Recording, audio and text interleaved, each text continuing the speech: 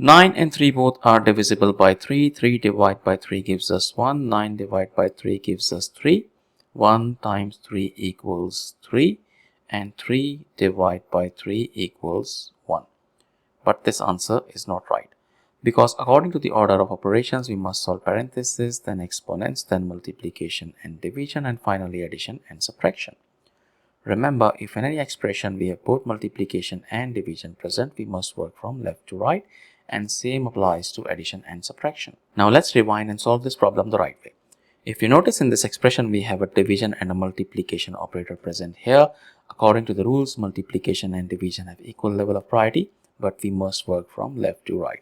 So let's solve this division first, because that's on the left side. 3 divided by 1 over 3.